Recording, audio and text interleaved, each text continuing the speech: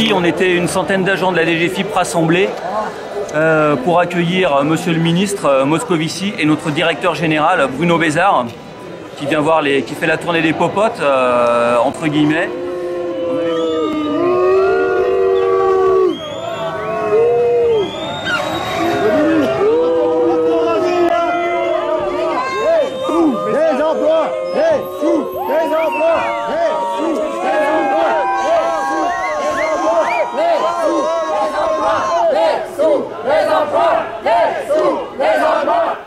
En refusant le rapport de force avec le capital, le gouvernement se prive de marge de manœuvre pour lutter contre la financiarisation de l'économie.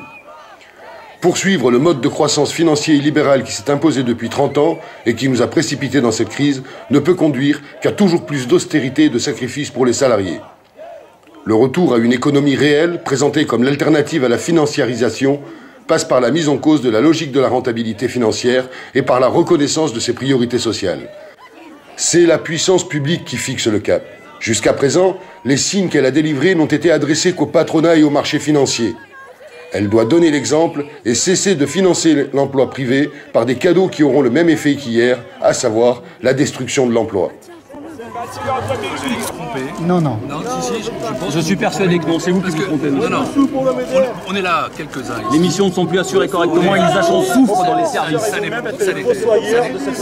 n'est pas exact, vous n'avez pas le droit de dire ça. C'est une très grosse chose à se parler. Non, c'est pas des bonnes conditions ça. Hein. Vous savez, Non, c'est pas des bonnes conditions pour un dialogue social. Alors que pourtant l'accueil pourrait être chaleureux. Et dans le sujet qu'on voulait mettre au devant de la scène, on n'est pas au MEDEF ici. le gel du point d'indice. On n'est pas au MEDEF pour avoir un bon accueil.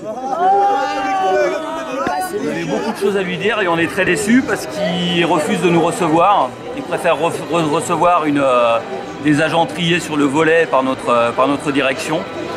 On avait pourtant beaucoup de choses à lui dire.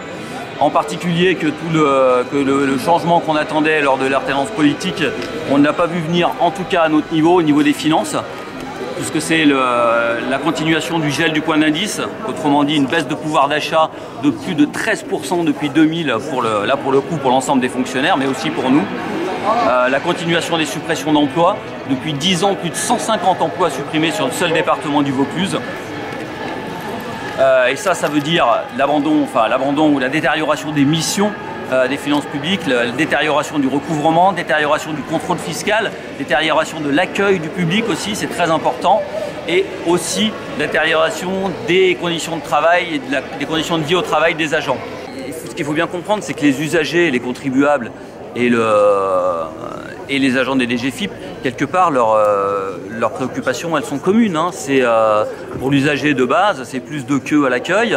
Et quand je dis l'accueil, c'est pas uniquement les impôts, c'est aussi les gens qui vont payer l'eau ou la cantine de leurs enfants dans les trésoreries de proximité et qui du coup se tapent des heures d'accueil parce que les collègues sont plus en mesure de les recevoir. Il faut savoir quand même qu'aujourd'hui, là, on fait quand même le constat qu'on n'est quasiment plus capable d'absorber le flux téléphonique, par exemple, ce qui fait que les gens mais il y a des problèmes budgétaires derrière, parce que ça veut dire que le fait qu'on soit moins nombreux, moins structurés et qu'on détériore nos missions, ça fait en sorte que l'argent il rentre moins dans les caisses de l'État. Et du coup, ça aussi, indirectement, ça pénalise les gens, puisque derrière, c'est moins de subventions, moins de social et moins d'argent qui rentre dans les caisses.